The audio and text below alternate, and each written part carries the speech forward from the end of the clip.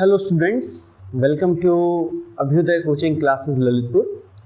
आज की क्लास में हम लोग सेमीकंडक्टर डिवाइसेस के पार्ट 5 को डिस्कस करने वाले हैं, जिसमें हम लोग ट्रांजिस्टर्स के बारे में और भी जानकारी को समझने की कोशिश करने वाले हैं। ठीक है, स्टार्ट करते हैं इस वीडियो को। हम लोगों ने कल की क्लास में बीजेटी जंक्शन के बारे में समझा था कि बीजेटी जो हमारा ट्रांजिस्टर है, ट्रांजिस्टर जो है ये किस तरीके से वर्क करता है, क्या क्या इसका कंपोजिशन होता है, किस तरीके से इसमें करंट फ्लो करता है। आज हम इसमें करंट जो पोटेंशियल है इनके बीच के कुछ रिलेशंस को समझने की कोशिश करेंगे।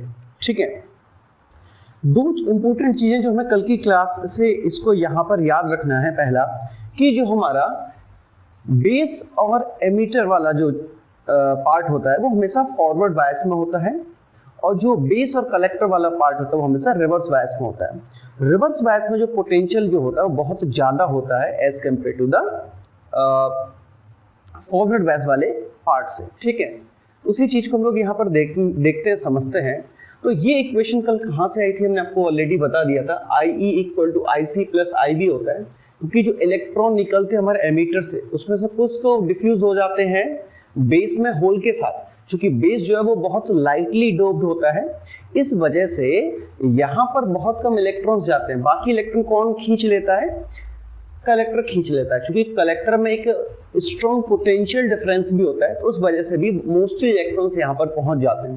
तो हमने देखा भी था कितना था, लगभग 5% इलेक्ट्रॉन या उससे कम केवल बेस के पास जाते हैं। बाकी 95% के आसपास जो इलेक्ट्रॉन होते हैं वो हमारे कलेक्टर तक पहुंच जाते हैं। अब हम लोग देखते हैं कि ये जो रिलेशन है, ये रिलेशन कैसा है, इनको समझते हैं। तो इनके लिए हम लोग चलते अपने डायग्राम पे। देखो, ये जो एक एनपीएन जंक्शन, एक एनपीएन ट्रांजिस्टर है। इस एनपीएन ट्रांजिस्टर को हम लोगों ने कल की क्लास में काफ़ी डिटेल में स्टडी की हुई थी, तो इसको हम लोग आज ज़्यादा डिस्कस नहीं करेंगे। इसके डायग्राम को समझते हैं। देखो, ये जो आपको दिख रहा है, मैं बताया था, जो सीधी लाइन होती है इसको हम बेस कहते हैं, और बेस से जो पोटेंशियल अटैच होगा ये हमारा पोटेंशियल एट बेस कहलाता है। ठीक है, इसके बाद हमने आपको बताया था कि दो स्लेंट लाइन होती है। ये दो स्लेंट लाइन है, एक लाइन जिसमें एरो बना है। ठीक है, इस एरो वाली लाइन को हम क्या बोलते हैं? इस एरो वाली लाइन को हम क्या बोलते हैं? इसको एमीटर बोलते हैं। ठीक है, और ये करंट की डायरेक्शन को रिप्रेजेंट करती है। ठीक है, या हमें करंट ना कहें, हम ये कहें कि ये किस साइड हमारा फॉरवर्ड बायस होगा उसके बारे में हमें ये बताती है। ठीक है, कल हम लोगों ने समझा था एरो के बारे में भी। और ये जो है कलेक्टर है, तो यहाँ पे जो कलेक्टर पोटेंशियल हो गया ये हमारा VE यानी एमीटर का पोटेंशियल हो गया। हमने बताया था आपको कि जो एमीटर है इसकी हम अर्थिंग कर देते हैं। जो एमीटर है इसके हम क्या कर देते हैं? एमीटर जो है इसके हम क्या कर देते हैं? अर्थिंग कर देते हैं। ठीक है, चलो अब इसको समझते हैं कैसे करंट फ्लो होता है। देखो, होता क्या है कि यहाँ से हम लोग देखें तो बेस से हमारे जो एमीटर से, अगर जो एमीटर से हमारे इलेक्ट्रॉन्स निकल रहे हैं तो कुछ इलेक्ट्रॉन्स कहाँ जाएंगे? बेस की तरफ जाएंगे। ये इलेक्ट्रॉन्स निकले तो कुछ इलेक्ट्रॉन्स कहाँ जाएंगे? बेस की तरफ जाएंगे, और बाकी के इलेक्ट्रॉन्स कहाँ जाएंगे? कलेक्टर की तरफ जाएंगे। तो यहाँ पर हम लोग देखें, ये जो बेस करंट है, चूंकि इलेक्ट्रॉन यहाँ पर फ्लो हो रहा है, इस डायरेक्शन में फ्लो हो रहे हैं, तो जो हमारा करंट होगा वो इसके जस्ट अपोजिट डायरेक्शन में फ्लो होगा। तो हमारा जो IB यानी जो बेस करंट है वो कहाँ जाएगा? वो करंट हमारा इस तरीके से फ्लो होगा। ठीक है, एमीटर से इलेक्ट्रॉन निकले, एमीटर से इलेक्ट्रॉन निकलने के बाद कहाँ पहुंच गए? एमीटर से इलेक्ट्रॉन कहाँ पहुंचे? बेस के पास पहुंचे कुछ इलेक्ट्रॉन्स, लगभग 5% इलेक्ट्रॉन्स। और ये जो 5% इलेक्ट्रॉन्स है, इनकी वजह से इनकी जो अपोजिट डायरेक्शन में करंट जो प्रोड्यूस हो रहा है उसको हम बेस करंट कहते हैं। ये रहा हमारा बेस करंट। ठीक है, अब देखें, चूंकि यहाँ पर एमीटर से करंट इलेक्ट्रॉन निकल रहा है तो करंट कहाँ होगा? एमीटर की तरफ होगा। कहाँ से होगा? कलेक्टर से होगा। तो देखो, ये जो है, पहले इसको तो हम लोग देख लेते हैं। एमीटर करंट, ये वाला करंट, इनकी वजह से ये जो चार्जेस फ्लो हो रहे हैं इनकी वजह से जो करंट जाएगा वो एमीटर करंट होगा। और यहाँ पे इलेक्ट्रॉन कैसे जा रहे हैं? नीचे से ऊपर की तरफ जा रहे हैं। ठीक है, तो करंट कहाँ जाएगा? ऊपर से नीचे की तरफ जाएगा। तो देखो, ये हमारा कलेक्टर करंट हो गया, IE हमारा एमीटर करंट हो गया, और ये IC कौन सा करंट है? ये हमारा कलेक्टर करंट है। ठीक है, कलेक्टर करंट है। ठीक है। आई होप आपको ये करंट की डायरेक्शन और ये करंट कैसे आए ये समझ में आएगा। अब देखो होता क्या है, चूंकि बेस पे जो बेस है इसे बहुत कम होल्स होते हैं, ठीक है। अब अगर हम देखें तो करंट कहां से कहां जाता है, अगर करंट देखो यहां से यहां जा रहा है, मतलब ये वाला हमारा पॉजिटिव पार्ट है, ये हमारा नेगेटिव पार्ट है। ऐसा क्यों कह रहे हैं, क्योंकि करंट जो होता है वो हमेशा हायर पोटेंशियल से लोअर पोटेंशियल की तरफ ही फ्लो होता है। तो इसका मतलब ये इसका पोटेंशियल ज्यादा है, इसका पोटेंशियल कम है, ठीक है। सेम अगर हम यहाँ पर देखें तो करंट की डायरेक्शन क्या है, डाउनवर्ड है, यानी यहाँ पे पोटेंशियल ज्यादा और यहाँ पे पोटेंशियल क्या है हमारा, कम है, ठीक है। ये पोटेंशियल ज्यादा, ये पोटेंशियल क्या है हमारा, कम है।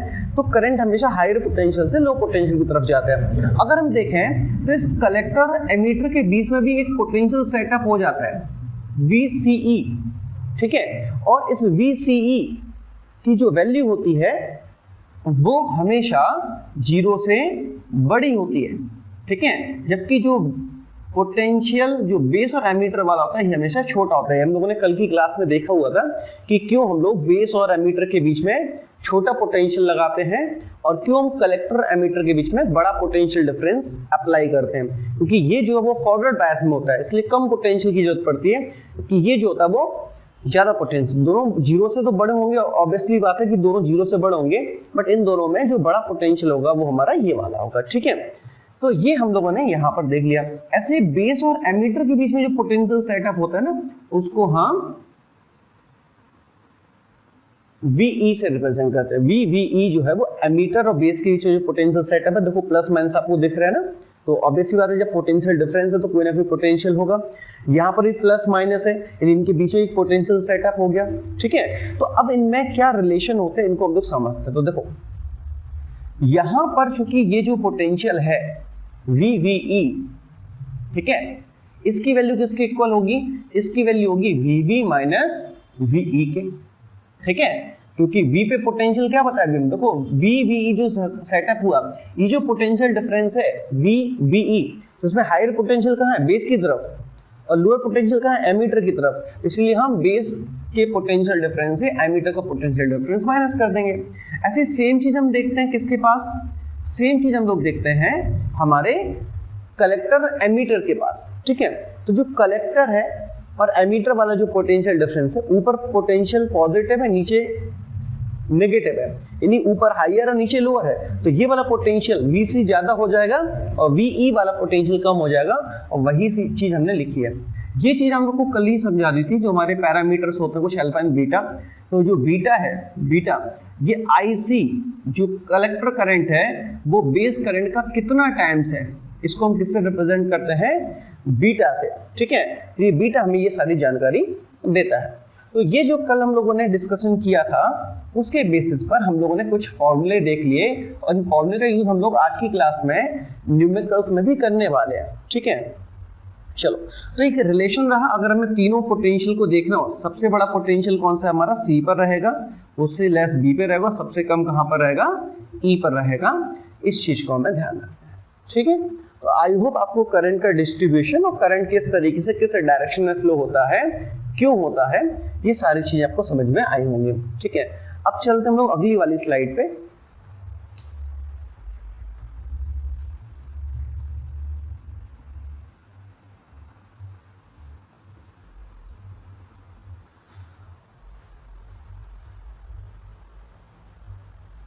चलिए, तो हम लोग समझते हैं ऑपरेटिंग रीजन्स ऑफ बीजेटी। तो बीजेटी यानी जो हमारा बाइपोलर जंक्शन ट्रांजिस्टर होता है, इसके कुछ अलग अलग रीजन होते हैं जहां पर ये काम करता है। जैसे हमारा सबसे पहला जो रीजन आता है वो आता है कट ऑफ रीजन। इसको हम कैसे समझ सकते हैं, जैसे मान लो आपके घर में कोई पानी का नल लगा हुआ है, अगर उसके इस जो ऊपर टोटी जो लगी हुई होती है, अगर इसको हम नहीं घुमाएंगे, इसको अगर इस पर नहीं करेंगे तो ये पूरी तरीके से बंद रहेगा, इसमें से कोई भी पानी का फ्लो नहीं होगा। जिस तरीके से यहाँ पे कोई पानी का फ्लो नहीं हो रहा है, वाटर का फ्लो देखने के लिए नहीं मिल रहा है, ठीक उसी तरीके से ट्रांजिस्टर में करंट का फ्लो देखने के लिए नहीं मिलता। तो जिस क्षेत्र में ऐसा होता है, जिस रीजन में ऐसा होता है, उस रीजन को हम क्या बोलते हैं, कट ऑफ रीजन बोलते हैं, ठीक है। इसके बाद आता है लीनियर रीजन। तो लीनियर रीजन क्या होता है, जहां पर हम लोग स्मूथ अमाउंट ऑफ करंट को हम लोग देख सकते हैं। जैसे अगर हम नल को थोड़ा सा खोलते हैं तो उसमें जो पानी निकलता है वो एकदम एक लाइन से निकलता है, एक लाइन से बाहर होता है, ठीक है। तो यहाँ पर हम इस ट्रांजिस्टर को ऑन मान सकते हैं और यहाँ पर इंटरमीडिएट कंट्रोल्ड फ्लो, यानी जो करंट फ्लो हो रहा है वो एक कंट्रोल्ड मैनर में फ्लो हो रहा है। लेकिन आपको पता है कि जैसे ही नल को पूरा तरीके से खोल देते हो देन क्या होता है कि हमारा फुल ऑन पानी हमें बाहर देखने के लिए मिलता है, और इसी तरीके से जो करंट होता है ये भी अपने सैचुरेशन मतलब अपने पीक पॉइंट पे पहुंच जाता है। उसके बाद हम करंट को नहीं बढ़ा सकते। जैसे नल को हम पूरा खोल दें तो उससे ज्यादा पानी जो पानी उस समय निकल रहा है, नल को पूरा खोलने पर जो पानी उस समय निकल रहा है उससे ज्यादा पानी हम नहीं निकाल सकते, क्योंकि नल की जितनी कैपेसिटी उतना हमने उसको खोल दिया। सेम ऐसे ही एक ट्रांजिस्टर की जितनी कैपेसिटी है करंट को फ्लो कराने की वो इस रीजन पे कराता है, और इस रीजन को हम क्या बोलते हैं, सैचुरेशन रीजन बोलते हैं। तो इस तरीके से बाइपोलर जंक्शन ट्रांजिस्टर जो होते हैं इसमें हमारे 3 रीजन होते हैं। एक तो होता है कट ऑफ रीजन जहां पर कोई करंट देखने के लिए नहीं मिलता, एक होता है लीनियर रीजन जहां पर एक कंट्रोल्ड फ्लो ऑफ करंट हमें देखने के लिए मिलता है, और एक होता है सैचुरेशन रीजन जहां पर हमें सैचुरेशन रीजन में क्या होता है। तो यहाँ पर हम लोगों ने 3 रीजन समझ लिए, एक होता है हमारा कट ऑफ रीजन, एक होता है लीनियर रीजन और एक होता है सैचुरेटेड रीजन। तो ये 3 रीजन हमारे काम करते हैं किसमें, बीजेटी में, ठीक है। इसके बाद हम बढ़ते हैं आगे, कट ऑफ रीजन पे हम लोग चलते हैं, कट ऑफ रीजन पे, ठीक है।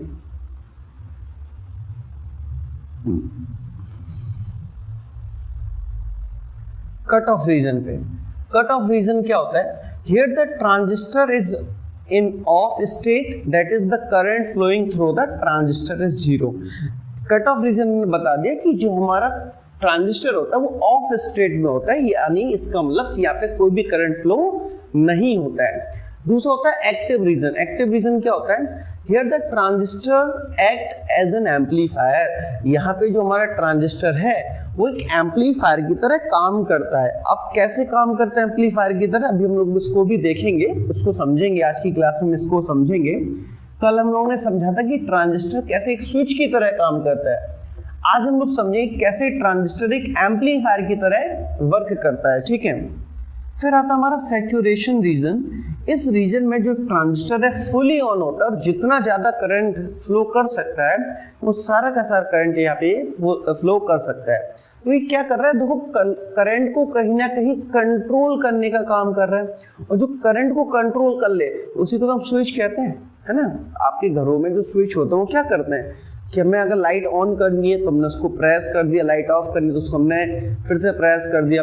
तो स्विच क्या कर रहे हैं, उस करंट के फ्लो को रोक रहे हैं। ठीक ऐसे ही हमारे ट्रांजिस्टर्स भी क्या करते हैं, ये भी करंट के फ्लो को रोकते हैं, बट इनके लिए कोई स्विच की जरूरत नहीं होती। आपने देखा होगा जैसे आपकी टीवी में ट्रांजिस्टर होते हैं, आपने रिमोट का बटन दबाया, ठीक है, टीवी ऑन होगी, रिमोट का बटन दबाया, टीवी ऑफ होगी। तो बस सिग्नल्स क्या होते हैं, सिग्नल्स जाते हैं, सिग्नल्स के थ्रू ये सारी चीजें होती है, जिसमें हमारे कुछ लॉजिक गेट्स भी यूज होते हैं। और आज की क्लास में हम लोग लॉजिक गेट्स को भी समझेंगे।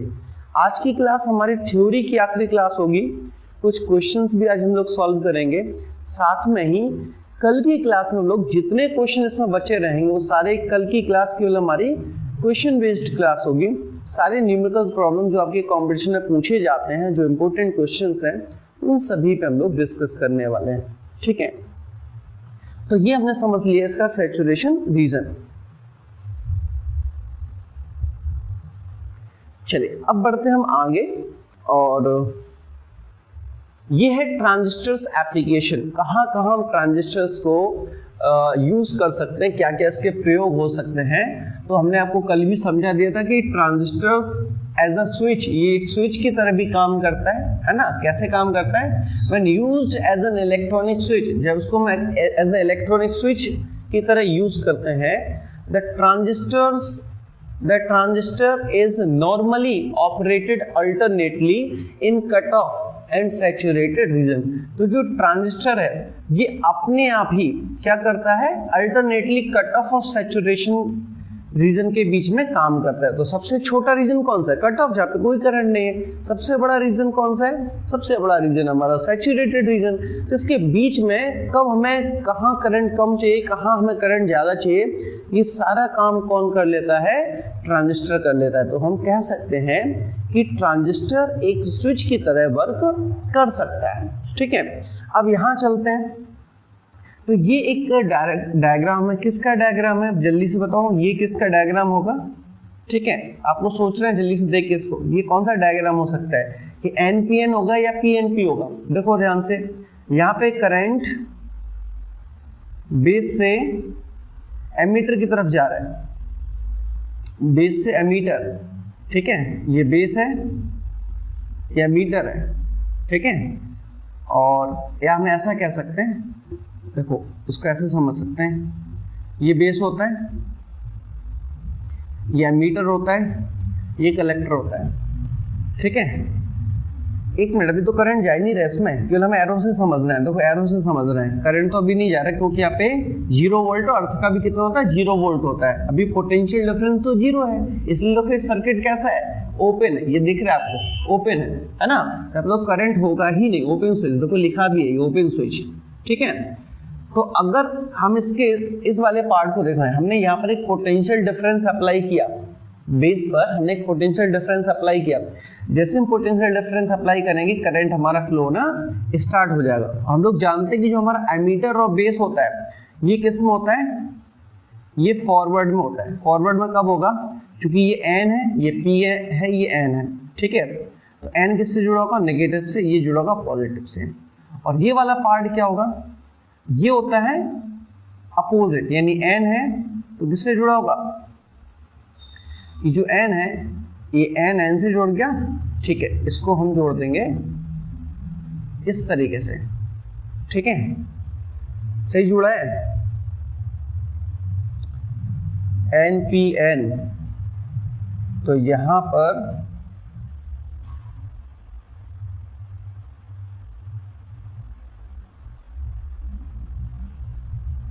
N जुड़ा है हमारा नेगेटिव से और P जुड़ा है पॉजिटिव से। ठीक है, यहां पर उल्टा हो गया है ना, P जुड़ा होगा नेगेटिव से, P को किससे जोड़ेंगे हम लोग? नेगेटिव से, और ये होगा हमारा पॉजिटिव से। ठीक है, तो ये जो बैटरी होगी काफी ज्यादा हैवी होगी इसके कंपेरेटिवली, क्योंकि ये फॉरवर्ड बायस में है और ये हमारा रिवर्स बायस। P किससे जुड़ गया? N से जुड़ गया, है ना? और N किससे जुड़ा है? P से जुड़ा है, ये रिवर्स बायस है। ठीक है, तो यहाँ पर हमें अगर इस बैटरी का पोटेंशियल 0 कर दिया जाए, ठीक है, तो इसमें कोई करंट फ्लो नहीं होगा। लेकिन जैसे यहाँ पे कोई पोटेंशियल अप्लाई करते हैं, ठीक है, वो कैसा पोटेंशियल अप्लाई करेंगे? जिसकी वैल्यू एक सर्टेन पोटेंशियल से ज्यादा हो, क्योंकि ये सेमीकंडक्टर है। ऐसा नहीं कि आपने 0.1 वोल्ट लगाया और करंट फ्लो हो गया, ऐसा नहीं होगा। ये सेमीकंडक्टर है, तो ये किस तरीके से इसकी डोपिंग की गई है या किस तरीके का ये मटेरियल है, उसके बेसिस पे हम ये पता लगाते हैं कि यहाँ पे हम कितना पोटेंशियल अप्लाई करेंगे। एक सर्टेन वैल्यू में यहाँ पे अप्लाई करेंगे और करंट क्या हो जाएगा? ये फ्लो हो जाएगा। अगर मान लो कि हमें 0.3 वोल्ट पर करंट मिल रहा है, इसका मतलब ये हुआ कि 0.2 और 0.1 पे हमें कट ऑफ रीजन मिलेगा, कोई करंट नहीं मिलेगा। इसके बाद से क्या होगा? करंट बढ़ना चालू हो जाएगा। ठीक है, इसके बाद हम पोटेंशियल बढ़ाते हैं तो करंट बढ़ना क्या हो जाएगा? चालू हो जाएगा, और एक फिक्स अमाउंट तक करंट फ्लो हो सकता है, जिसको हम सैचुरेटेड करंट कहते हैं। अभी हमारा कंट्रोल करंट है। ठीक है, तो इस सारी चीजों को हमें समझना है। लेकिन अगर यहाँ पर कोई पोटेंशियल नहीं है या इनके बीच में पोटेंशियल डिफरेंस 0 है, उस केस में ये एक ओपन सर्किट की तरह काम करेगा, और जैसे हम यहाँ पे पोटेंशियल अप्लाई करेंगे ये क्लोज सर्किट की तरह काम करना स्टार्ट कर देगा। तो ये किसका काम कर रहा है? स्विच का। स्विच भी करता है ना, सर्किट को ओपन करता है, क्लोज करता है, तो ये भी क्या कर रहे हैं? स्विच को ओपन और क्लोज करने का काम करते हैं। ठीक है, तो ट्रांजिस्टर एक स्विच की तरह कैसे काम करता है, इस चीज को हमने समझ लिया। ठीक है, अब बढ़ते हम लोग आगे और समझते हैं ट्रांजिस्टर्स ट्रांजिस्टर एक एम्पलीफायर की तरह काम कैसे करता है? अच्छा, आप सभी ने माइक में कहीं ना कहीं बोला होगा या कहीं ना कहीं माइक में किसी दूसरे व्यक्ति को बोलते हुए सुना होगा। आपने एक चीज ऑब्जर्व की होगी, जब हम बोलते हैं तो हमारी आवाज बहुत स्लो होती है, बट जो आवाज निकलती है, आउटपुट जो निकलता है, वो आवाज बहुत ज्यादा लाउडर होती है। ठीक है, तो उसमें एक्चुअल में क्या लगे होते हैं? उसमें एम्पलीफायर का यूज किया जाता है। और एम्पलीफायर में क्या लगे होते हैं? एम्पलीफायर में ट्रांजिस्टर्स लगे हुए होते हैं। क्या लगे होते हैं? ट्रांजिस्टर्स लगे हुए होते हैं। ठीक है, तो ट्रांजिस्टर एक एम्पलीफायर की तरह भी काम करता है, यानी आप इसको एक छोटा चेंज करोगे करंट में, एक करंट में थोड़ा सा चेंज करोगे ना, एक बहुत बड़ा चेंज हो जाएगा यहाँ पर करंट में। ठीक है, तो ये करंट को क्या कर रहा है? एम्पलीफायर क्या कर रहा है? करंट को गेन कर रहा है, करंट को बढ़ा रहा है। तो कौन है इसमें? ट्रांजिस्टर है। ठीक है, यहाँ पर हम लोग ट्रांजिस्टर यूज करते हैं। ये देख सकते हो आप, जैसे मान लो कोई मशीन जो हम बोल रहे हैं ना, उसकी जो वेव इस तरीके से बन रही है जिसका एम्पलीट्यूड बहुत कम है, बट ये वेव जाएगी इस मशीन के अंदर जहाँ पे लगे हैं ट्रांजिस्टर, तो जो वेव बनेगी ना उसका एम्पलीट्यूड क्या हो गया? ज्यादा हो गया, है ना। और आप सभी जानते हो कि एम्पलीट्यूड पे ही डिपेंड करती है लाउडनेस। तो जिसका जितना ज्यादा एम्पलीट्यूड होगा वो आवाज उतनी ज्यादा लाउडर होगी। ठीक है, तो ये हम समझ सकते हैं कि एम्पलीफायर एक ट्रांजिस्टर एक एम्पलीफायर की तरह भी वर्क कर सकता है। ठीक है, तो लिखा ना, अगर हम छोटा सा चेंज करते हैं बेस करंट में तो कलेक्टर करंट में बहुत बड़ा चेंज हमें देखने के लिए मिल जाता है। ठीक है, तो इस तरीके से हम लोग ये समझ पाए कि एक ट्रांजिस्टर किस तरीके से एक एम्पलीफायर की तरह वर्क करता है। तो आपको ध्यान रखने दोनों यूजेस और उनकी वर्किंग। ठीक है,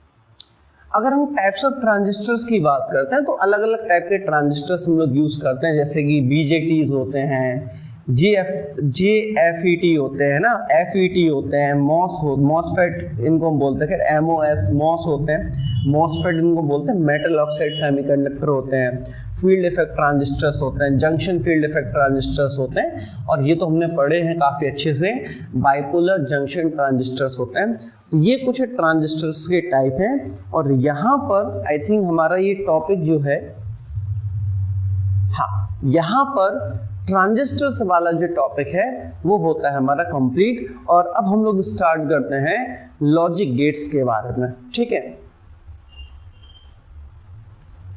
तो हम लोग स्टार्टिंग करते हैं लॉजिक गेट्स की।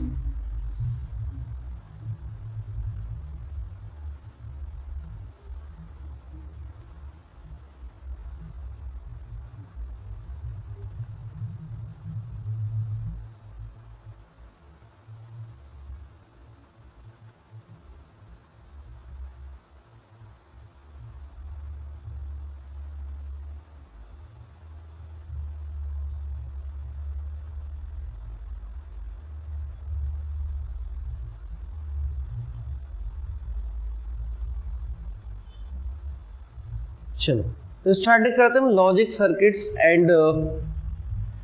सर्किट्स की। तो पहले लॉजिक गेट्स एंड सर्किट में लॉजिक गेट्स क्या होते हैं इनको समझते हैं। देखो गेट क्या होता है, आपके घरों में कमरों में गेट होते हैं, आपके घर में एंट्रेंस पे ये गेट होता है। गेट का काम क्या होता है? नॉर्मली हम लोग अंदर जाने, एंटर करने, एग्जिट करने के लिए गेट का यूज करते हैं। ठीक है, तो यहाँ पर भी लॉजिक गेट्स का कुछ काम ऐसा ही है। ये जो गेट्स हम लोग नाम ले रहे हैं यहाँ पर, उन गेट्स का काम भी कुछ ऐसा ही है कि करंट को कब हमें आगे बढ़ाना है, कब हमें आगे नहीं बढ़ाना, या हम ये कहें कि सिग्नल्स को कब आगे बढ़ाना है, फिर कब आगे नहीं बढ़ाना। तो इसका काम लॉजिक गेट्स देते हैं। फॉर एग्जांपल कि आपके टीवी के रिमोट में एक पावर बटन होता है, एक म्यूट का बटन होता है। तो हम पावर बटन को क्लिक करते हैं जब और बटन काम नहीं करते, यानी सिग्नल कौन भेज रहा है? केवल पावर बटन भेज पा रहा है। जब हमें टीवी को म्यूट करना होता है तो म्यूट बटन को हम दबाते हैं, उस समय पावर बटन या और बटन काम नहीं करते हैं। यानी उसमें एक ऐसा पूरा का पूरा एक स्ट्रक्चर तैयार किया जाता है जहां पर हम जिस चीज का सिग्नल आगे फॉरवर्ड करना चाहें वही सिग्नल केवल आगे क्या हो सकता है? फॉरवर्ड हो सकता है। तो इसीलिए इन गेट्स को, चूंकि इनमें लॉजिक है ना, इनमें लॉजिक है, कुछ ना कुछ इसमें लॉजिक लगाया गया है, इसीलिए इनको हम लॉजिक गेट्स कहते हैं। इन लॉजिक गेट्स हम दो वैल्यू यूज करते हैं, एक तो होती 0 और दूसरी होती 1। बाइनरी में आपने कंप्यूटर जो थोड़ा बहुत आप लोग जानते होंगे या कहीं आपने अगर पढ़ा हुआ होगा तो उसमें आपने बाइनरी नंबर 0 और 1 के बारे में पढ़ा हुआ होगा, ठीक है। तो 0 और 1 है, यहाँ पर 0 लो वैल्यू को और जो 1 है वो एक हाई वैल्यू को रिप्रेजेंट करता है, ठीक है। तो यहाँ पर इन लॉजिक गेट्स के बारे में हम लोग समझने वाले हैं। तो इस कंटेंट में हम लोग क्या क्या देखेंगे, हम लॉजिक गेट्स के बारे में समझेंगे, ट्रुथ टेबल क्या होती है, ट्रुथ टेबल क्या होती है इसके बारे में समझेंगे, टाइप्स ऑफ सर्किट्स, कितने टाइप्स के सर्किट्स होते हैं उनके बारे में लोग समझेंगे, ठीक है। इसके अलावा कॉम्बिनेशनल सर्किट, यानी दो सर्किट से मिलके भी सर्किट्स हम लोग बना सकते हैं, एंड सीक्वेंशियल सर्किट्स, और जो सीक्वेंशियल सर्किट्स होते हैं इनके बारे में हम लोग डिस्कस करने वाले हैं, ठीक है। तो सबसे पहले चलते हैं कि गेट क्या होता है, व्हाट इज अ गेट। तो पहले हम गेट की स्टडी करते हैं, गेट को समझने की कोशिश करते हैं। तो the building blocks used to create digital circuits are logic gates. ऐसे बिल्डिंग ब्लॉक जो डिजिटल सर्किट्स को क्रिएट करने के लिए यूज किए जाते हैं, इनको हम लॉजिक गेट्स कहते हैं। क्या बोलते हैं इनको हम? लॉजिक गेट्स बोलते हैं, ठीक है।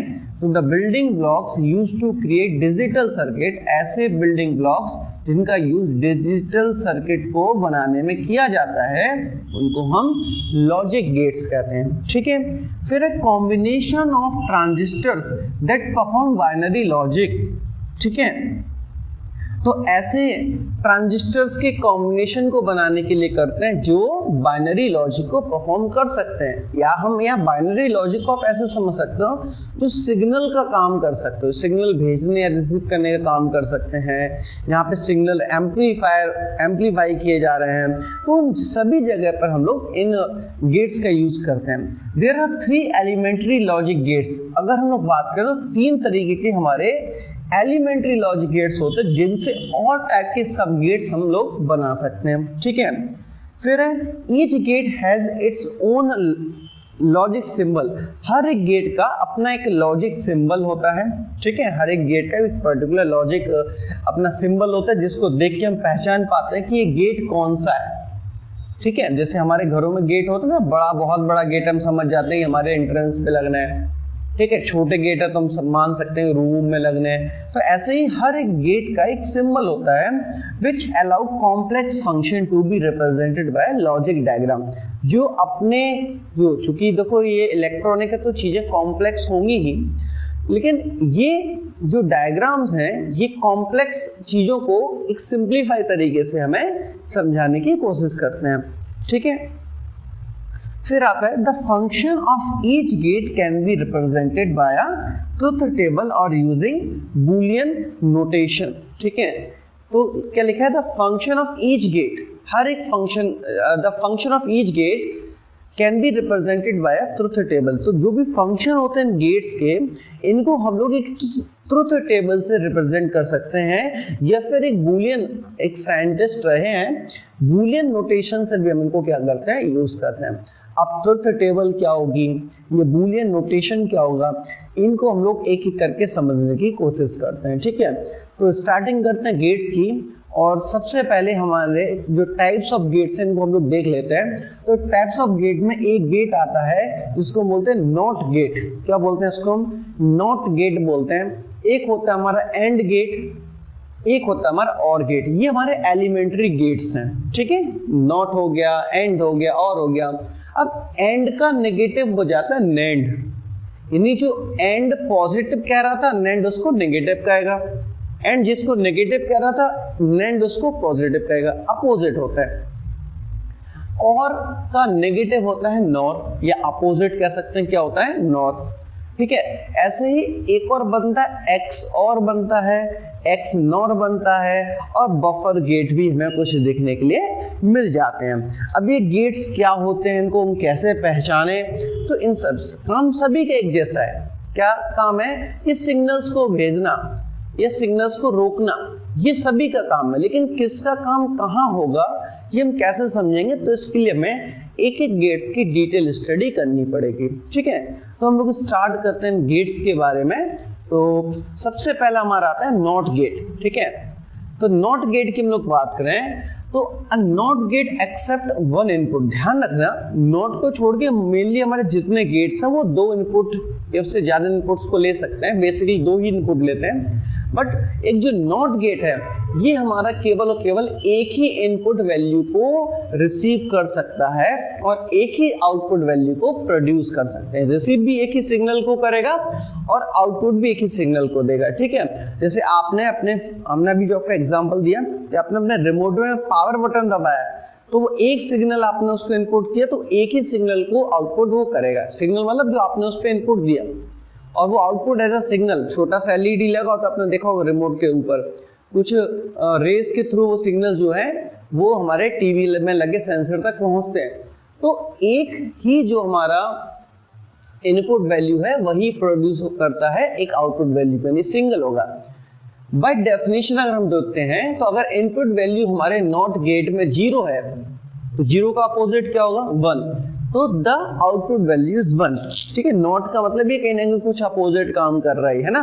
तो अगर हमारी इनपुट वैल्यू 0 है तो हमारी आउटपुट वैल्यू क्या हो जाएगी 1 हो जाएगी। और अगर हमारी इनपुट वैल्यू 1 है, अगर हम इनपुट वैल्यू 1 लेके चल रहे हैं तो हमारी आउटपुट वैल्यू क्या हो जाएगी, आउटपुट वैल्यू हमारी यहाँ पर 0 हो जाएगी। समझ में आया? इनपुट 0 है, इनपुट क्या है 0 है, आउटपुट क्या होगा 1 होगा। ठीक है, आउटपुट अगर इनपुट अगर 1 है तो आउटपुट क्या होगा 0 हो जाएगा।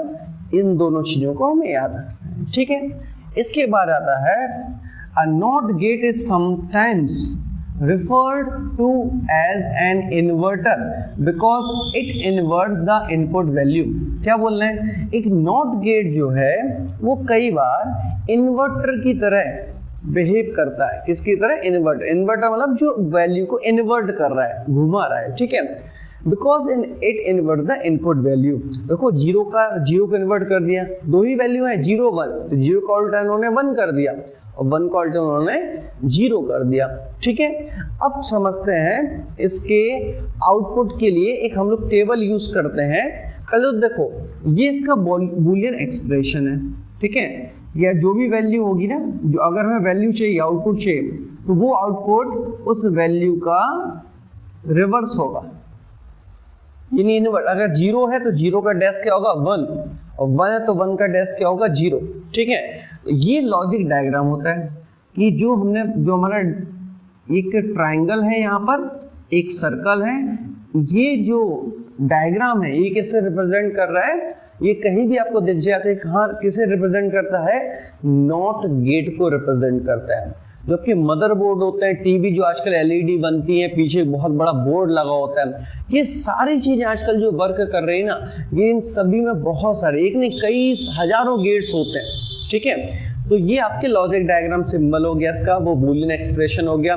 ये हमें ध्यान रखने हैं, हमसे सीधा सीधा पूछा जा सकता है कि ये जो एक्सप्रेशन है किस गेट का है, आपको बताना पड़ेगा कि ये नॉट गेट का है। इसको देखें, ये डायग्राम ये डायग्राम देख के आपसे क्वेश्चन पूछ सकते हैं कि ये डायग्राम किस गेट का है, तो आपको ध्यान रखना ये नॉट गेट का डायग्राम है। ठीक है, अब देखो अगर हम इनपुट 0, ये हमारा इनपुट है, x हमारा आउटपुट है, इनपुट 0 देंगे आउटपुट 1 आएगा, इनपुट 1 देंगे आउटपुट हमारा 0 आएगा। ठीक है, तो ये जो गेट है ये गेट नॉट गेट है और इसके बारे में जो भी जानकारी है वो हम लोगों ने समझने की यहाँ पे कोशिश की हुई है।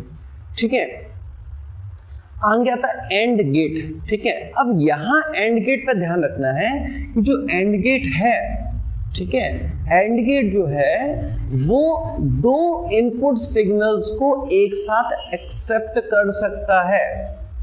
ठीक है, दो इनपुट सिग्नल को एक साथ क्या कर सकता है, एक्सेप्ट कर सकता है। जबकि जो नॉट गेट था, नॉट गेट क्या कर रहा था, नॉट गेट केबल जो है वो एक ही सिग्नल को क्या कर रहा था, वो एक ही सिग्नल को एक्सेप्ट कर रहा था। जबकि ये क्या कर सकता है, ये एक बार में दो सिग्नल को एक्सेप्ट कर सकता है।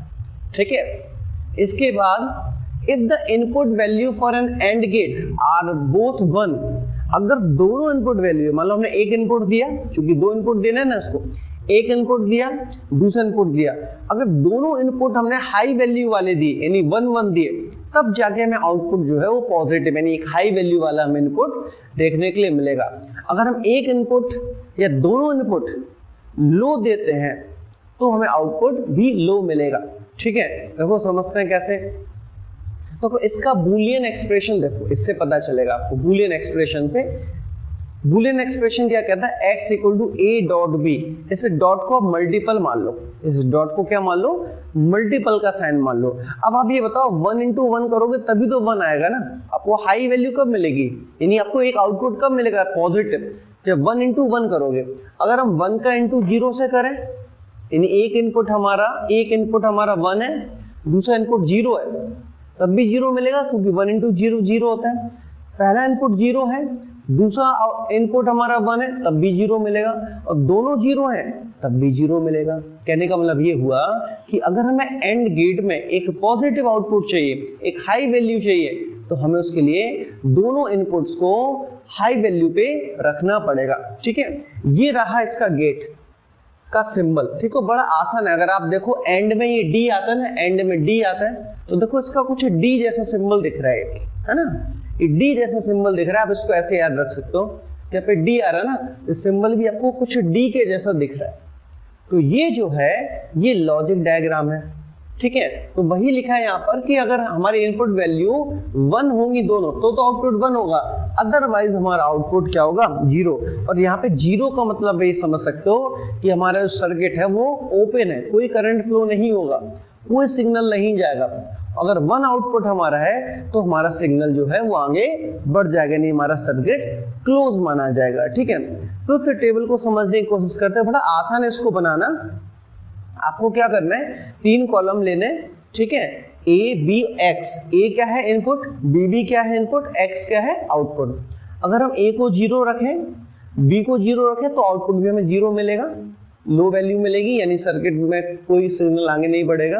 अगर हम ए 0 रखते हैं, बी को 1 रखते हैं, तो 1 इंटू 0 क्या होता है, हमने क्या बताया, इसे डॉट को इंटू मान लो।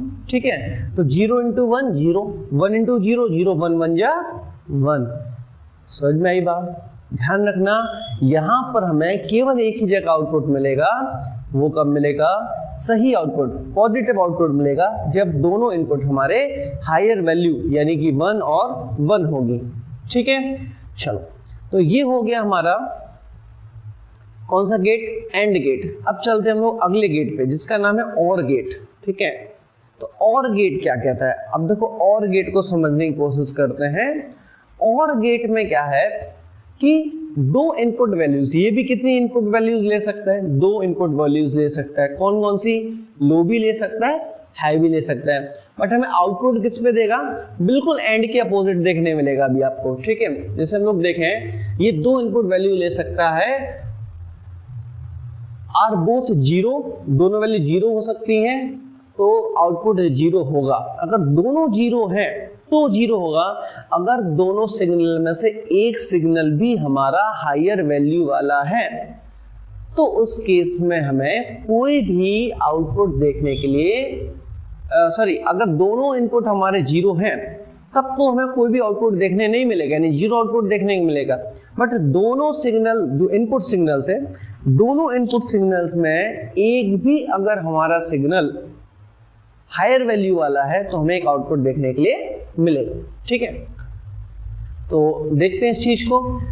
पहले तो ये रहा इसका Boolean expression, a plus B से हमें इसको याद रखना है, बट लेकिन हमें यहाँ पर मैथ्स नहीं लगानी, ध्यान रखना। ये a प्लस बी तो है, बट हम लोग यहाँ पे मैथमेटिक्स यूज नहीं करेंगे अपनी, ये ध्यान रखना।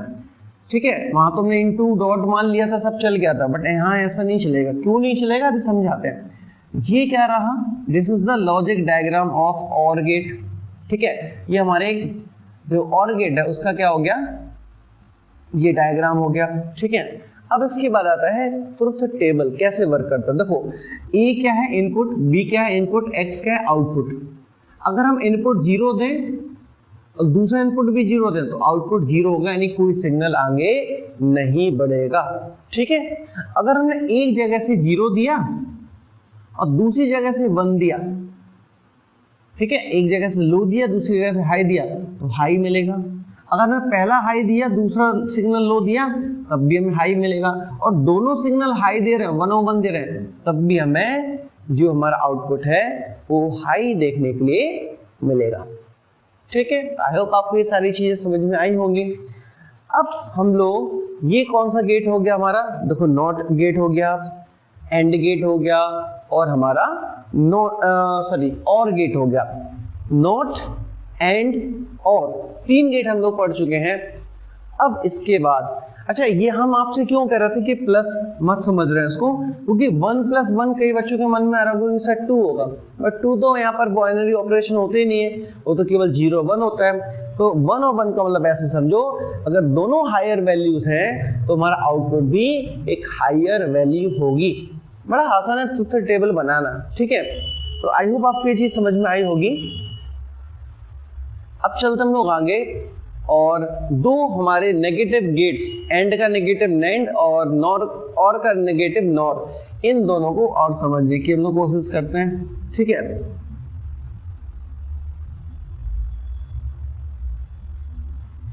चलो तो इसको देखते हैं हम लोग। The NAND and NOR gates are essentially the opposite of the AND OR gates. ये तो हमने बता दिया, नेंड किसका अपोजिट होगा, एंड का, नॉर किसका अपोजिट होगा, और का। ठीक है, इसके बाद they are also called universal gates. ध्यान रखना, इन्हीं को हम क्या बोलते हैं, इनको हम यूनिवर्सल गेट्स भी कहते हैं। ठीक है, इन्हीं को हम क्या बोलते हैं, यूनिवर्सल गेट्स भी कहते हैं। ठीक है,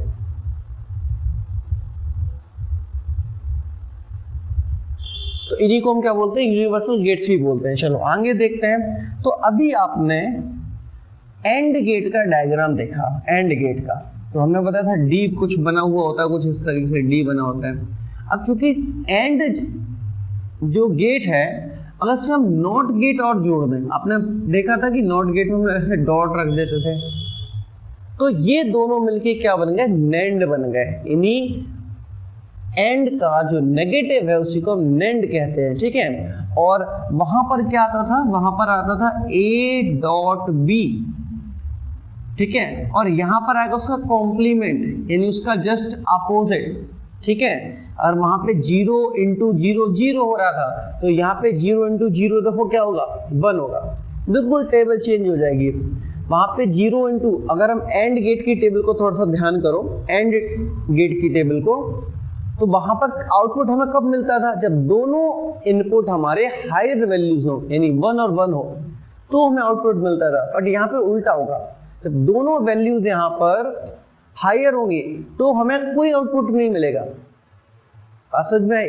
लेकिन एक वैल्यू हमारी लोअर है और दूसरी हायर है, या दोनों लोअर वैल्यूज हैं, तब हमें आउटपुट यहाँ देखने के लिए मिलेगा। तो जस्ट उसका अपोजिट है। देखो आप इस टेबल को देखो ध्यान से, ये जो ट्रुथ टेबल है ये वाली, इस टेबल को देखें हम लोग। ठीक है, ये वाली टेबल देखो, और यही टेबल हम लोग देखते हैं एंड की, ये और है, ये देखो क्या डिफरेंस है दोनों में। ये देखो ये टेबल, यहाँ पे 1 और 1 पे 1 आ रहा था, ये दोनों जब हायर वैल्यूज थी तब हमें लोअर हायर वैल्यू देखने के लिए मिल रही थी। बट यहाँ क्या हो रहा, इसको देखते हैं, यहाँ पर क्या हो रहा, देखो इस चीज को देखो कि जब दोनों हायर वैल्यूज हैं तो यहाँ पर हमें एक लोअर वैल्यू, यानी एक हम ऐसा कह सकते हैं कोई सिग्नल हमें आउटपुट में देखने के लिए नहीं मिल रहा। ठीक है, तो इस चीज को हम लोग अच्छे से समझ सकते हैं। अब समझते हैं कि सर ये तो देख लिया कि एंड का नेगेटिव नेंड हो गया, अब हम समझते हैं नॉर क्या है।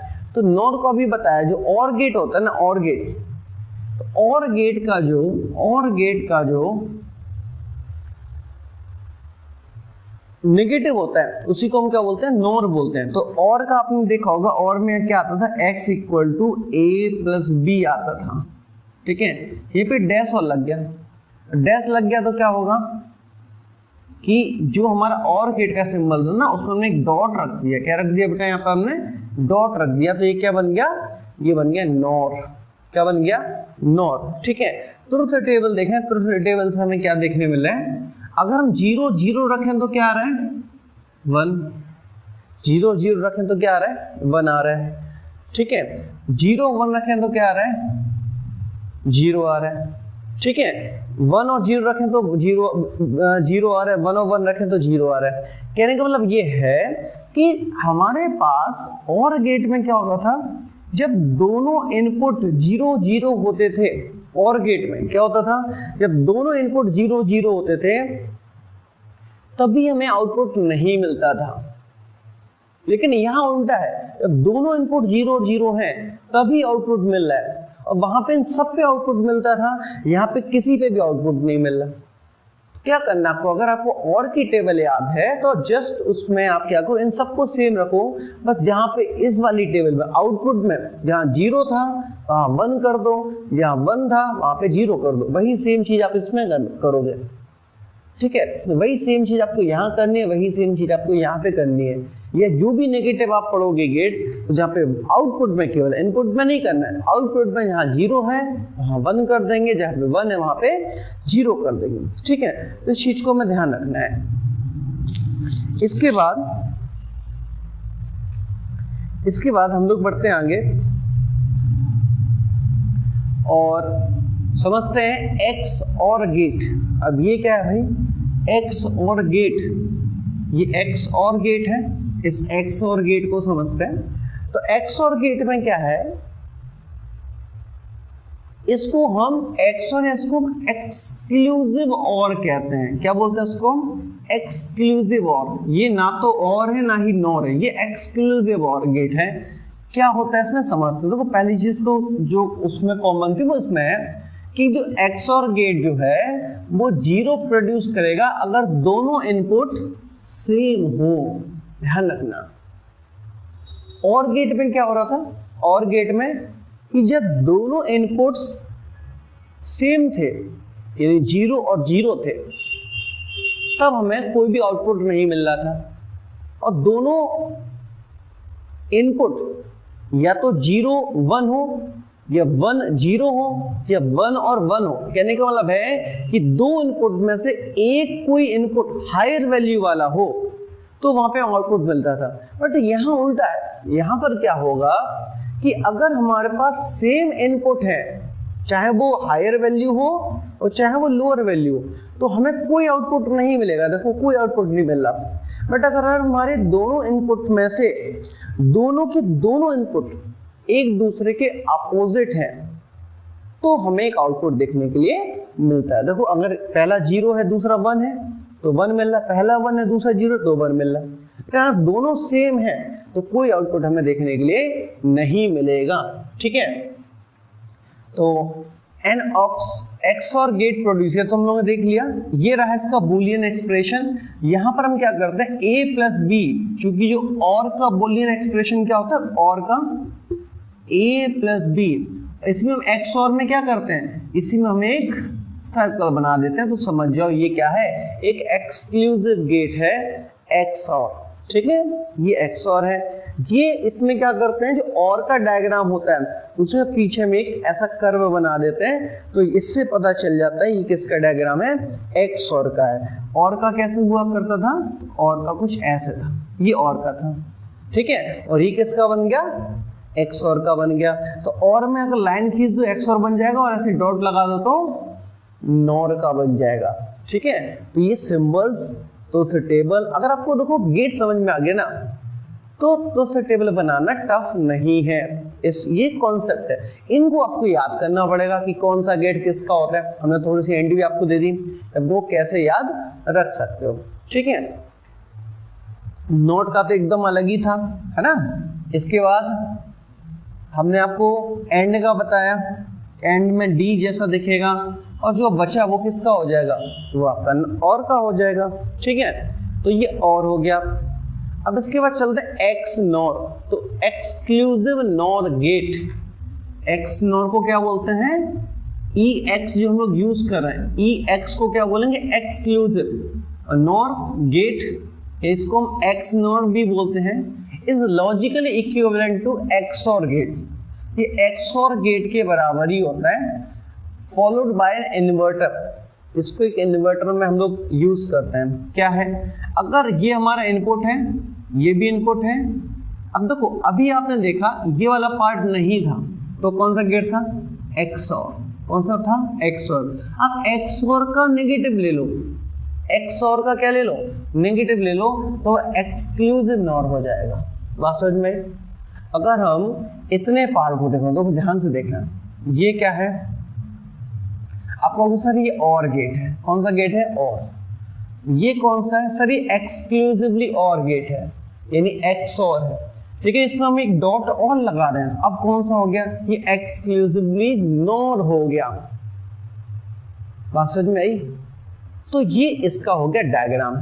अब देखो इसको कैसे समझे, आपने XOR समझा, अगर मैं डॉट नहीं लगाए तो XOR की टेबल को हम लोग देखें। XOR में हम लोग अभी समझ के आए हैं कि सर अगर हमारे पास A इनपुट है, B इनपुट है और X आउटपुट है, तो अगर दोनों सिग्नल सेम है तो कोई आउटपुट नहीं मिलेगा। एक सिग्नल दूसरा सिग्नल अपोजिट है तो आउटपुट मिलेगा, पहला 0 दूसरा 1 तो आउटपुट, और दोनों सेम तो कुछ नहीं होगा। अब इसी का नेगेटिव तो ये है, नेगेटिव करता क्या है, वैल्यू को चेंज कर देता है। जहाँ 0 आ रहा होगा वहाँ पे 1 आएगा, जहाँ पे 1 आ रहा होगा वहाँ पे 0 आएगा। अभी ये चीज हमने आपको समझे, तो देखो यहाँ पे 0 आ रहा था तो यहाँ पे क्या आ जाएगा, 1 आ जाएगा। यहाँ पे 1 आ रहा था तो यहाँ पे क्या आ जाएगा, 0 आ जाएगा। यहाँ पे 1 आ रहा था तो क्या आ जाएगा, 0 आ जाएगा। और यहाँ पे 0 आ रहा था तो यहाँ पे क्या आ जाएगा, 1 आ जाएगा।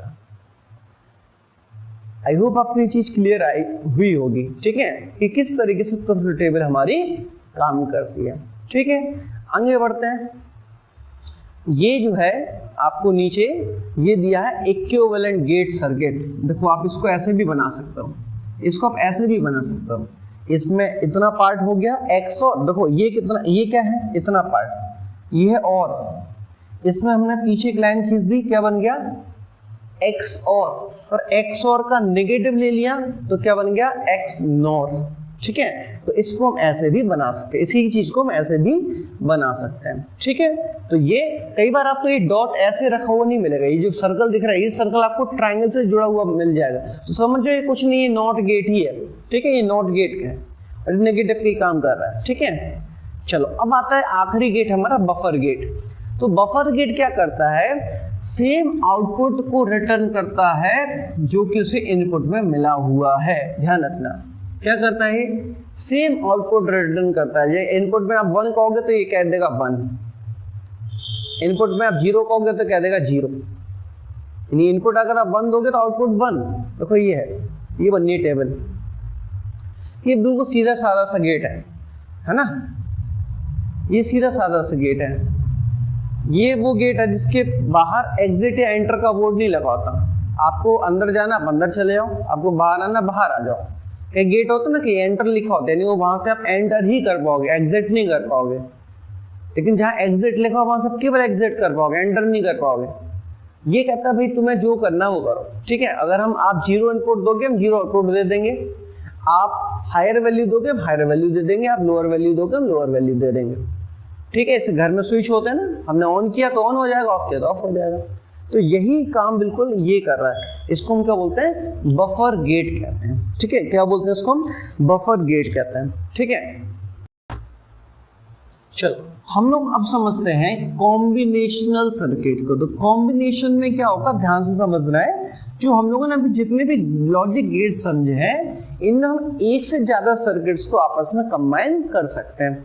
ठीक है, जैसे अगर हम लोग बात करते हैं, जैसे ये क्या लिखा था, digital logic circuits whose outputs can be determined using the logic function of current state input are combinational logic circuit। तो क्या बोल रहे हैं कि जहां पर एक ऐसा डिजिटल लॉजिक सर्किट जहां पर हम आउटपुट्स को डिटरमाइन कर सकते हैं, ओपन कर सकते हैं by the logic function of current state inputs are the combinational logic circuit. यानी जहां पे सीधी बात ये है, यहाँ पे हमें जो आउटपुट चाहिए ना, उनमें भी कुछ हमने लॉजिक गेट्स जोड़ के उसको आउटपुट को निकाला है।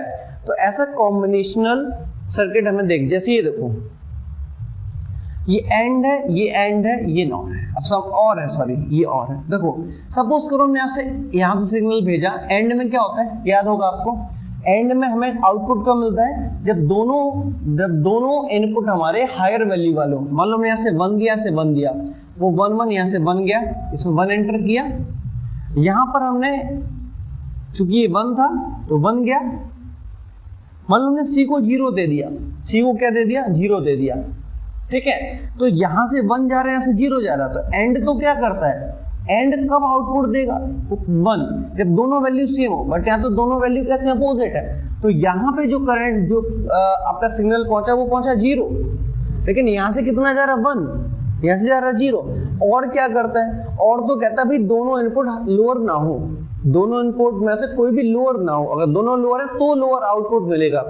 अगर एक भी हायर वैल्यू है, यानी ये 1 है ये 0 है, तो वैल्यू क्या मिलेगी 1। तो हुआ क्या पूरे सर्किट में देखा आपने कि ये तो ओपन, इसने तो सिग्नल भेजा बट इसने सिग्नल नहीं भेजा और इसने सिग्नल आगे भेज दिया, ठीक है। कई बार ऐसा होता है कि ये दोनों सिग्नल भेजेंगे, ये नहीं भेजेगा। तो इस तरीके से लॉजिक कॉम्बिनेशन इसमें हम लोग यूज करते हैं, ठीक है। तो ये आपने देख लिया यहाँ पर। इसके बाद क्या लिखा है इसमें, इसको देखते हैं। As soon as the input are changed, जैसे जैसे हम इनपुट को चेंज करते हैं, the information about the previous input is lost। तो पीछे जो इनपुट की जो प्रीवियस जो हमारी इंफॉर्मेशन थी वो खत्म हो जाती है। इसका मतलब क्या हुआ, जो combinational logic circuits have no memory, ठीक है। तो वो एक अकेला सर्किट, उसको पता है पीछे से कौन कौन से इनपुट आ रहे हैं। देखो जैसे इसी को हम लेके चले वापस से, तो यहां पर इसको पता है कि इसको कौन सा इनपुट मिला, इसको पता है इसको कौन सा इनपुट मिला, ठीक है। बट इसको नहीं पता कि यहां पे कौन से इनपुट थे। इसको क्या पता, जो इसने इनपुट दिया, इसको इसके बारे में नहीं पता कुछ। बात समझ में आ रही है। तो इनको प्रीवियस मेमोरी इनकी नहीं होती, ठीक है। दूसरा कि कुछ एग्जांपल्स है हमारे कॉम्बिनेशन सर्किट, जैसे एडर है, सबट्रैक्टर है, डिकोडर है, एनकोडर है, मल्टीप्लेक्सर है, डीमल्टीप्लेक्सर है। तो ये सारे जो हैं हमारे कुछ कॉम्बिनेशनल सर्किट्स के क्या हैं, एग्जांपल्स हैं, ठीक है। अब हम लोग चलते हैं आगे। सीक्वेंशियल सर्किट्स ये क्या होते हैं, सीक्वेंशियल सर्किट्स को समझते हैं। ये कौन से सर्किट्स होते हैं, इनको थोड़ा सा देखते हैं। तो सीक्वेंशियल सर्किट्स की हम लोग बात करें तो the digital logic circuits whose outputs can be determined using the logic function of the current state inputs and past state inputs and also can store information are called sequential logic circuit। देखो होता क्या है, ये बिल्कुल वही combination circuit ही जैसे हैं। वहां मेमोरी लॉस हो रही थी, यहाँ मेमोरी बनी रहेगी, ठीक है। यहाँ पे मेमोरी क्या होगी, बनी रहेगी। बस इतना सा हमें ध्यान रखना है। इससे डायग्राम से देखें, ये है, ये कॉम्बिनेशन लॉजिक सर्किट है। इसमें दिख क्या रहा है, इसमें हमें मेमोरी दिख रही, बल्कि वहां मेमोरी नहीं होती थी। ये इनपुट है, हमारा आउटपुट है, ठीक है। जैसे हमने इनपुट दिया, अब इसके अंदर क्या हुआ, तो इसमें के पास कौन से सिग्नल गए, कैसे आउटपुट दिया, तो इसके लिए क्या होता है, इसमें एक मेमोरी वाला कोई पार्ट लगा होता है, ठीक है, जो कि इसके मेमोरी को सेव करने का काम करता है, ठीक है। तो कॉम्बिनेशन लॉजिक सर्किट में अगर मेमोरी हमारी स्टोर हो रही है तो उसी को हम क्या बोल देंगे, सीक्वेंशियल सर्किट बोल देंगे, ठीक है। जो हमारा सीक्वेंशियल सर्किट है वो हम इसको कह देंगे, ठीक है। अब आता है it is a combination of memory element and combinational gates. तो अभी हम लोगों ने कॉम्बिनेशनल गेट्स समझे हैं। तो ये एक्चुअल में क्या होता है कि जो हमारे मेमोरी एलिमेंट को अगर हम कॉम्बिनेशनल गेट से जोड़ दें तो हमें क्या मिलता है, हमें एक सीक्वेंशियल सर्किट मिलता है, ठीक है। इसके कौन कौन से टाइप्स होते हैं, तो फ्लिप फ्लॉप होते हैं, रजिस्टर्स होते हैं, काउंटर्स होते हैं। अब इनकी इतनी डिटेल स्टडी आपकी इस क्लास में, जब हायर क्लासेस में जाओगे तो इन सभी के बारे में, जब फिजिक्स की अंग स्टडी करोगे तो आपको इन सभी के बारे में पढ़ने के लिए मिलेगा। बट अभी हमें केवल इनकी जानकारी होना जरूरी है, ठीक है।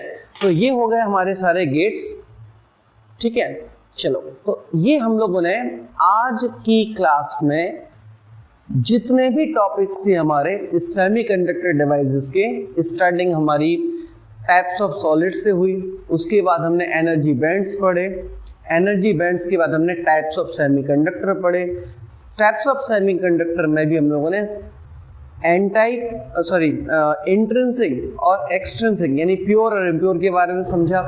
एक प्योर सेमीकंडक्टर एक इम्प्योर सेमीकंडक्टर में कैसे कन्वर्ट होता है, क्या प्रोसेस होती है, उस प्रोसेस को हमने समझा, इसको हम लोग डोपिंग कहते हैं। हम लोगों ने डोपेंट्स के बारे में समझा, डोपेंट्स के टाइप्स के बारे में देखा। On the basis of dopants के जो टाइप्स थे उनके बेसिस पर हमने ये समझा कि एक्सट्रिंसिक या इम्प्योर सेमीकंडक्टर के भी कितने टाइप हो सकते हैं। तो हमने पी टाइप और एन टाइप समझा, ट्राइवेलेंट और पेंटावेलेंट इम्प्योरिटी के बारे में समझा। फिर उसके बाद हमने पीएन जंक्शन डायोड को समझा। पीएन जंक्शन डायोड को किस तरीके से सर्किट में जोड़ सकते हैं, फॉरवर्ड बायसिंग क्या होती है, रिवर्स बायसिंग क्या होती है, उसके ट्रांजिस्टर्स क्या होते हैं, ठीक है। और लास्ट हमारा जो टॉपिक था लॉजिक गेट्स, इसकी भी हम लोगों ने बहुत अच्छे से एक अंडरस्टैंडिंग क्रिएट की, ठीक है।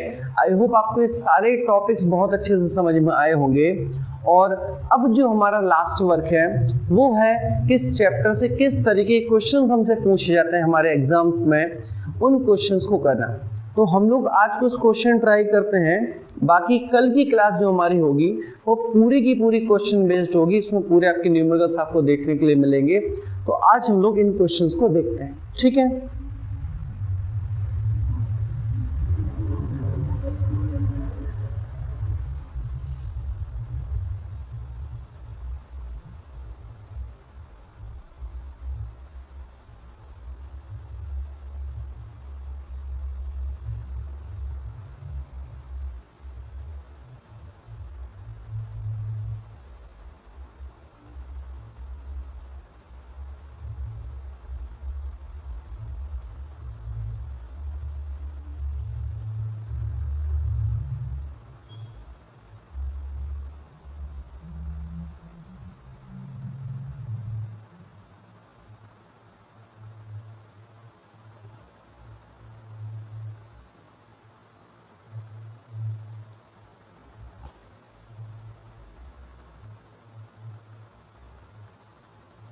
एक मिनट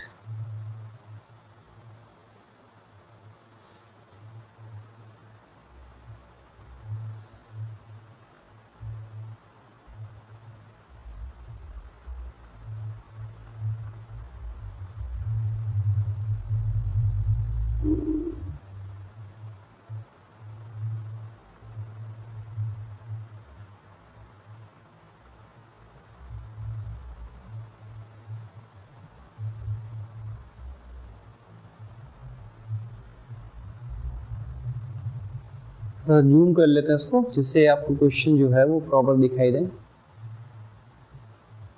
चलो ज़्यादा जूम हो गया, ठीक है। तो ये है कुछ क्वेश्चंस, हम लोग इनकी स्टार्टिंग करते हैं। लगभग 100 क्वेश्चंस के आसपास हमारे पास क्वेश्चन है, उन क्वेश्चंस को हम लोग एक करके देखते हैं। तो पहले में जो क्वेश्चन मिल रहे हैं वो फैक्ट या डेफिनेशन टाइप क्वेश्चंस हैं, जो अपने फैक्ट समझे, जो आपने डेफिनेशन समझी। जैसे लिखा है कि एक सेमीकंडक्टर में, जो सेमीकंडक्टर है इसमें there is no free electrons, 0 K पे कोई फ्री इलेक्ट्रॉन्स नहीं होते। There are no free electrons at any temperature, किसी भी टेम्परेचर पे नहीं होते। तो ये तो गलती हो गया, है ना। ऐसा तो हम कह नहीं सकते कि फ्री इलेक्ट्रॉन्स नहीं हो सकते किसी भी टेम्परेचर पे, क्योंकि अगर ऐसा होगा तो फिर सेमीकंडक्टर कभी भी एक कंडक्टर की तरह बिहेव नहीं करेगा, ठीक है। फिर आगे बढ़े, लिखा है let NH and NE number of holes और नंबर ऑफ इलेक्ट्रॉन्स। एक मिनट सॉरी, ये हमने क्वेश्चन नंबर 2 रीड कर लिया। C option, the number of free electrons increases with pressure, pressure को बढ़ाने में फ्री इलेक्ट्रॉन्स बढ़ते हैं। भाई ऐसा तो कुछ भी नहीं, हमने कहीं पढ़े नहीं प्रेशर के बारे में, तो पूरा चैप्टर हो गया। The number of free electrons is more than that in the conductor, conductor से ज्यादा फ्री इलेक्ट्रॉन्स होंगे। भाई अगर ऐसा होगा तो फिर सेमीकंडक्टर की कंडक्टिविटी तो बहुत हाई हो जाएगी, बट ऐसा नहीं होता। तो ये भी ऑप्शन रॉन्ग है। यानी सही ऑप्शन क्या है कि कोई भी फ्री इलेक्ट्रॉन्स 0 K पे नहीं होता, है ना। 0 K पे किसी भी सेमीकंडक्टर में फ्री इलेक्ट्रॉन्स नहीं होंगे, क्योंकि अगर ऐसा होगा तो विदाउट टेम्परेचर ही सेमीकंडक्टर कंडक्टर की तरह काम करने लगेगा, है ना। इसलिए पॉसिबल नहीं है, ठीक है। चलो अब हम लोग बढ़ते हैं आगे, दूसरे अपने क्वेश्चन पे चलते हैं। तो क्वेश्चन नंबर 2 क्या है, बोले NH और NE the number of holes and conduction electrons है। तो एक्सट्रिंसिक सेमीकंडक्टर में क्या चीज सही है, होल्स ज्यादा होंगे इलेक्ट्रॉन से, बिल्कुल सही बात है, हो सकते हैं, बट ये नहीं बताया कि किस टाइप का है एक्सट्रिंसिक। तो हम इस पे नहीं रिलाई नहीं कर सकते, ये तो हो ही नहीं सकता। बराबर किस में होते हैं, नंबर ऑफ होल्स और नंबर ऑफ इलेक्ट्रॉन्स बराबर होते हैं हमेशा किसमें, इंट्रिंसिक में। नंबर ऑफ होल्स कम होंगे, नंबर ऑफ इलेक्ट्रॉन्स ज्यादा होंगे, ये बात भी सही है। इसका मतलब या तो ज्यादा होंगे या कम होंगे, इक्वल नहीं होंगे। तो सही ऑप्शन कौन सा हो जाएगा, डी हो जाएगा। या तो ये क्लियर करते हैं कौन से टाइप का, एन टाइप है कि पी टाइप है, तो हम इनमें से कोई ऑप्शन चूज करते हैं। बट इन्होंने कहा एक्सट्रिंसिक है। अगर एक्सट्रिंसिक सेमीकंडक्टर है तो होल्स और इलेक्ट्रॉन्स कभी बराबर नहीं होते हैं, या तो होल्स ज्यादा होंगे या इलेक्ट्रॉन्स ज्यादा होंगे। ठीक है, थर्ड पे चलते हैं। अब P type semiconductor is, P type semiconductor क्या होता है भाई, पॉजिटिवली चार्ज होता है, नेगेटिवली चार्ज होता है, अनचार्ज होता है। अनचार्ज है zero K, but charge at higher temperature. भाई सेमीकंडक्टर भी चार्ज नहीं होते, ध्यान रखना है। इनकी डोपिंग की जाती है, इसलिए कैसे होते हैं हमेशा ये अनचार्ज होते हैं, चाहे पी टाइप हो चाहे आपका एन टाइप हो। ठीक है, फिर चलते हैं हम लोग क्वेश्चन नंबर 4 पे। Electric conduction in a semiconductor takes place due to, जो इलेक्ट्रिक कंडक्शन होता है सेमीकंडक्टर में, ये किसकी वजह से होता है, केवल इलेक्ट्रॉन की वजह से नहीं, भी इलेक्ट्रॉन की वजह से थोड़ी होता है, अकेले इलेक्ट्रॉन्स की वजह से भी होता है, होल्स की वजह से भी होता है, नहीं दोनों की वजह से होता है। इलेक्ट्रॉन की वजह से भी होता है और होल्स की वजह से भी होता है, दोनों की वजह से ये चीज हमें देखने के लिए मिलती है। ठीक है, चलो इसके बाद हम लोग आगे बढ़ते हैं और समझते हैं अगले क्वेश्चन को। ये थर्ड और फोर्थ हो गए।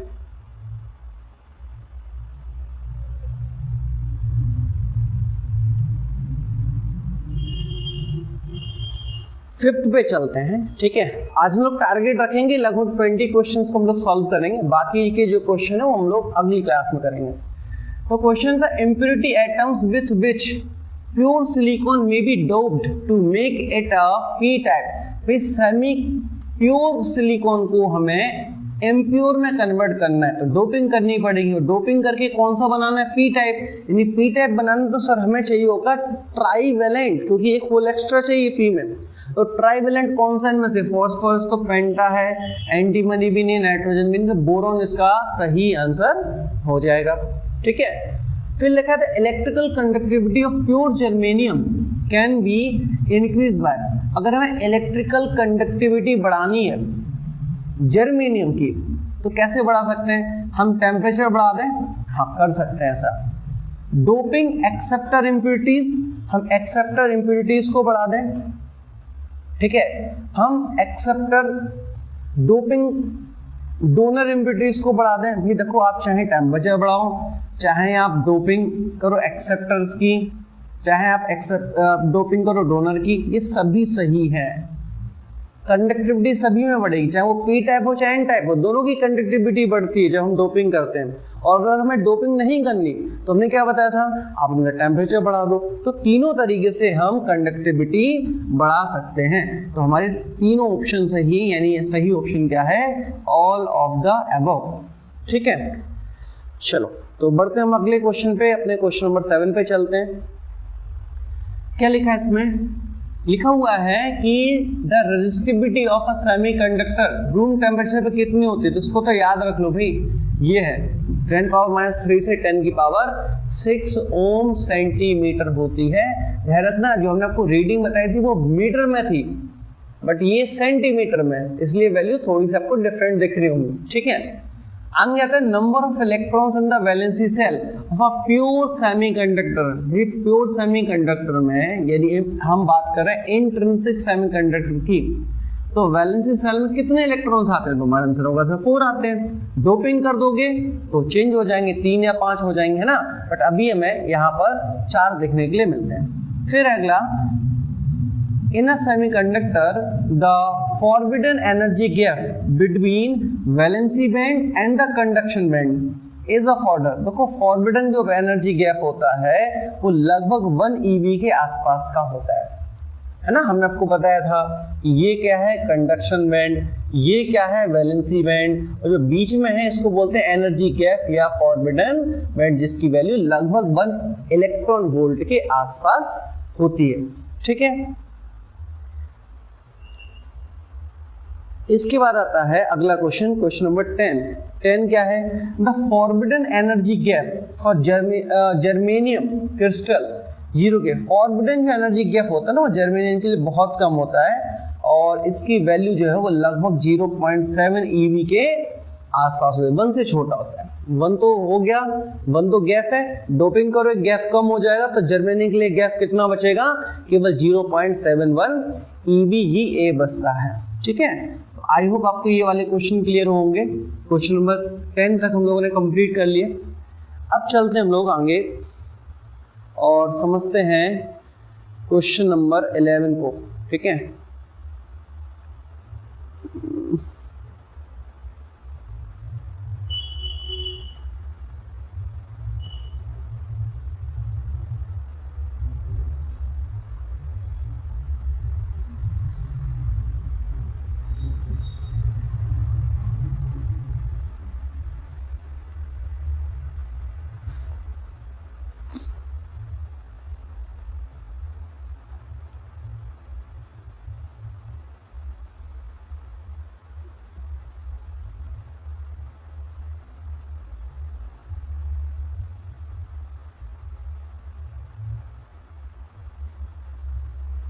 चलो ये थोड़ा सा जूम नहीं हो रहा है, इसको देखना पड़ेगा क्या हुआ।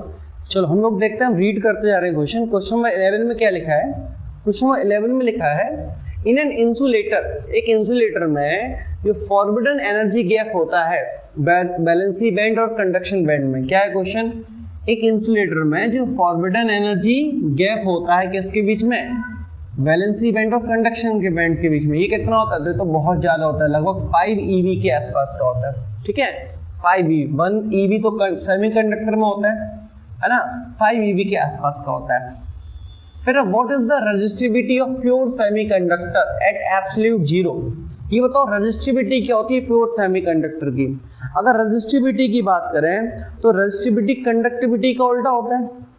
एक प्योर सेमीकंडक्टर की कंडक्टिविटी कितनी होती है, 0, तो 0 का उल्टा क्या होगा, इनफाइनाइट, यानी इसका सही ऑप्शन क्या हो जाएगा, इन्फिनिटी। कंडक्टिविटी कितनी होती है सेमीकंडक्टर की, 0, और कंडक्टिविटी का उल्टा रेजिस्टिविटी, तो 0 का उल्टा करोगे, अगर 0 का हम उल्टा करें 1/0 ये होता है इन्फिनिटी, नॉट डिफाइंड, तो इन्फिनिटी हो जाएगा। ठीक है, इसका सही ऑप्शन क्या होगा, इन्फिनिटी। हम ट्राई करते हैं तो थोड़ा सा ये विजिबल हो जाए, देख लेते हैं उसको, एक बार चेक कर लेते हैं। विजिबल है वैसे, चलो ठीक है, विजिबल है ये। ठीक है, आगे बढ़ते हैं, 13 पे चलते हैं, क्वेश्चन नंबर 12 के बाद। ये 12 हो गया, अब चलते हैं 13 पे। ठीक है, तो 13 में क्या लिखा है, 13 में दिया है temperature coefficient of resistance of semiconductor is. तो जो टेम्परेचर कोफिशिएंट होता है, ध्यान रखना ये हमेशा कितना क्या होता है, नेगेटिव होता है, क्योंकि हम लोग जानते हैं कि टेम्परेचर बढ़ाने पर सेमीकंडक्टर का रेजिस्टेंस क्या होता है, कम हो जाता है, यानी कंडक्टिविटी बढ़ जाती है, तो कैसा होता है, नेगेटिव होता है, ध्यान रखना। फिर क्या है क्वेश्चन नंबर 14 में, इन अ पी टाइप सेमीकंडक्टर, अगर हम एक पी टाइप सेमीकंडक्टर की बात करें तो जो एक्सेप्टर वैलेंसी बैंड होता है, ये मान लो हमारा सेमीकंडक्टर पी टाइप में क्या होगा, यहाँ वैलेंसी सेल के ऊपर क्या बन जाएगी, एक मिनट में, एक्सेप्टर वैलेंसी बैंड है, एक्सेप्टर वैलेंसी बैंड कहाँ बनेगा, क्लोज टू द, हाँ यही होगा, जो डोनर होता है, एक्सेप्टर कहाँ बनेगा, एक्सेप्टर पी टाइप पूछ रहा है, पी टाइप एक्चुअली में एन टाइप होना चाहिए था। पी टाइप में तो हम लोग यहाँ बनाते हैं, एन टाइप में हमारे यहाँ बनता है, ये डोनर होता है एक हमारा, एक्सेप्टर होता है एक डोनर होता है, तो ये हमें थोड़ा सा गड़बड़ लग रहा है। चलिए इस क्वेश्चन को भी छोड़ते हैं, इसको हम लोग कल की क्लास में डिस्कस करेंगे, हमें थोड़ा सा यहाँ पे डाउट हो रहा है। ठीक है, इसको हम लोग कल देखते हैं, आज अगले क्वेश्चन पे चलते हैं। क्वेश्चन क्या है 15 में, in N N type semiconductor donor valency band, N type में जो डोनर होगा वो कहाँ होगा, ये ठीक है। फिर क्वेश्चन ये जो होगा ना, ये होगा हमारा कंडक्शन बैंड के पास, below the conduction, close the conduction band of the post crystal below the valency band, नहीं वैलेंसी बैंड के नीचे नहीं होगा, इसका ऑप्शन होगा C, close to the conduction band of the host crystal. और ये क्या होगा, पी टाइप कहाँ बनता है, वैलेंसी बैंड के पास, तो अबव द वैलेंसी बैंड कहाँ लिखा है, close to the valency band, ऐसा लिख सकते हो, close to the valency band of the host crystal. ठीक है, आपको हमने बताया था कि डोपिंग करते हैं, अगर पी टाइप है तो यहाँ पर एक लेवल बन जाता है, एन टाइप है तो यहाँ पर एक लेवल बन जाता है। ठीक है, एक को डोनर और एक को हम एक्सेप्टर लेवल कहते हैं, तो एक डोनर है और एक एक्सेप्टर है। चलो आगे बढ़ते हैं 16 पे। The mobility of free electrons is greater than that of free holes. जो मोबिलिटी होती है इलेक्ट्रॉन्स की, मोबिलिटी में उनकी भागने की जो वो है, एक फील्ड अप्लाई करने पर उनकी ड्रिफ्ट वेलोसिटी क्या है, उसको मोबिलिटी कहते हैं। तो मोबिलिटी जो है वो चार्जेस की ज्यादा होती है फ्री इलेक्ट्रॉन्स की। क्यों? क्योंकि वो लाइट होते हैं, हो सकता है, क्योंकि वो नेगेटिव चार्ज होते हैं, ऐसा तो कुछ भी नहीं है। दे म्यूचुअली कोलाइड, लेस कम कोलाइड करते हैं, ऐसा भी कुछ नहीं है। They required low energy to combine, ऐसा भी कुछ नहीं है। सही ऑप्शन क्या होगा, दे आर लाइट। ठीक है, ये लाइट होते हैं। चलो आगे बढ़ते हैं और समझते हैं क्वेश्चन नंबर 17 को। ठीक है, क्वेश्चन नंबर 17 में क्या लिखा है, लिखा है the relation between number of free electrons in a semiconductor and temperature T is given by. तो रिलेशन क्या होता है, ये याद कर लो इसको, ये होता है, ये दिख नहीं रहा होगा आपको, ये होता है 3/2, ध्यान रखना। तो फ्री इलेक्ट्रॉन्स, कितने फ्री इलेक्ट्रॉन्स निकलेंगे अगर किसी सेमीकंडक्टर का हम टेम्परेचर बढ़ाते हैं, तो उसको याद रखना है, ये डायरेक्टली प्रोपोर्शनल होता है T की पावर 3/2 के। ठीक है, और हम आखिरी क्वेश्चन देखते हैं आज का। In semiconductor at room temperature, semiconductor में रूम टेम्परेचर पर कंडक्शन बैंड कंप्लीटली खाली होता है, ऐसा तो कुछ भी नहीं है। वैलेंसी बैंड पार्शियली खाली होता है, कंडक्शन बैंड पार्शियली फिल्ड होता है, ये हो सकता है, बट और कोई ऑप्शन देखते हैं। The valency band is completely filled and the conduction band is partially field, ये बिल्कुल सही है। पूरी तरीके से वैलेंसी बैंड भरा होता है, जबकि कंडक्शन बैंड पार्शियली भरा हुआ होता है। बाकी ये सब गड़बड़ है। ठीक है, तो सही ऑप्शन क्या हो गया, ऑप्शन नंबर सी हो गया। ठीक है, तो हम लोगों ने इस वाले जो कुछ क्वेश्चन थे इनको देखा, और अब हम लोग मिलते हैं अगली क्लास में, और कल की क्लास में इसके जो आगे के क्वेश्चंस हैं उनको हम सॉल्व करेंगे। बाकी आज के लिए हम लोग इतना ही रखते हैं।